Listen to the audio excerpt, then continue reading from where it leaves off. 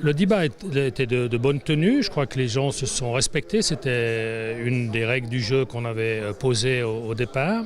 Ce que j'ai apprécié aussi, c'est la fréquentation et la venue d'un public nombreux. Je crois que c'est un exemple d'intérêt de la population à l'égard d'un sujet qui est éminemment politique finalement, qui n'est pas forcément d'un impact direct sur leur personne.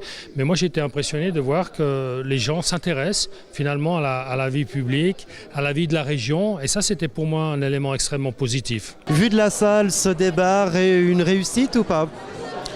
Alors le début était un petit peu laborieux, mais par la suite j'ai l'impression que la salle a quand même été assez convaincue par les arguments du conseil communal et d'Yvan Bussiol. Les arguments de Prangin restent, pour l'instant je les trouve très insipides, il y a très peu de saveur, de couleur, il n'y a pas grand chose, c'est simplement, ça a toujours très bien été, on reste comme ça, c'est mieux de rien changer, on prend aucun risque. Alors que ce n'est pas notre avis de la situation. Est-ce qu'on peut changer d'opinion quand on assiste à un débat comme celui de ce soir ?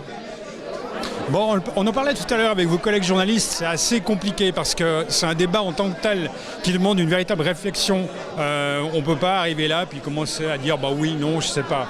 Ça demande une véritable réflexion. Donc je pense qu'en fonction des éléments qui ont été donnés ce soir, on peut avoir une idée assez précise de ce vers quoi on va tendre.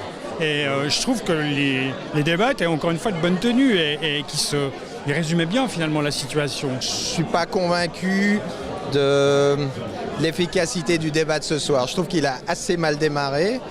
Monsieur Bussiol, que je connais très bien, qui est un ami qui fait partie du comité 62, évidemment, a un peu mal démarré. Je ne suis pas sûr qu'on va vraiment avancer avec le débat de ce soir. Pour le moment, je pense vraiment que le vote va être serré et il faut attendre le 19. Qu'est-ce que vous avez retiré de ce débat de ce soir ? Moi, ça me semble que c'est un bon exercice démocratique. Ce qui me trouble, c'est pour le futur. C'est-à-dire que la région devrait rassembler alors que là, elle divise. Et suivant le résultat du vote, eh bien, elle va encore plus diviser. J'ai participé au conseil régional à sa naissance. J'ai fait le tour de toutes les communes avec M. Deria quand on avait la DOL à mettre en place. Ce soir, j'entends dire qu'on pourrait refaire la même opération pour chaque projet. C'est mission impossible. C'est le chemin de croix d'aller devant chaque conseil communal, de défendre un projet, de le faire accepter. C'est juste de l'utopie. Finalement, c'est assez sain qu'une commune se pose la question sur son appartenance à la région d'Oignon.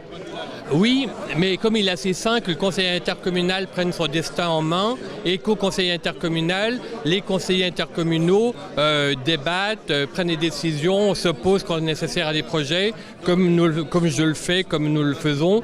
Et il n'y a pas...